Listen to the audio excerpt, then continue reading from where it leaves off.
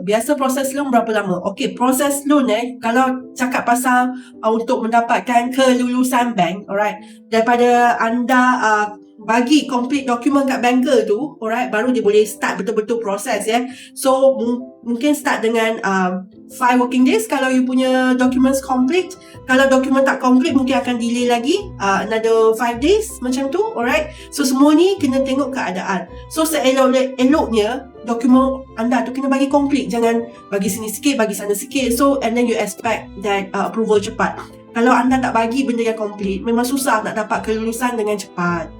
So ada yang bagi macam ni. Mandi bagi gaji basic 3 bulan. Lepas tu hari Selasa bagi bank statement 6 bulan.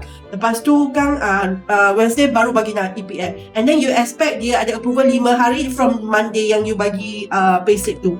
It's not possible, right? Sebab dokumen tak complete. So banker memang akan simpan ke tepi sahaja sehingga anda bagi dokumen yang complete. Alright? So nasihat Melissa, nak cepat kelulusan bank, pastikan dokumen anda complete. Apa yang banker minta anda bagi. Alright? Follow Melissa for more tips.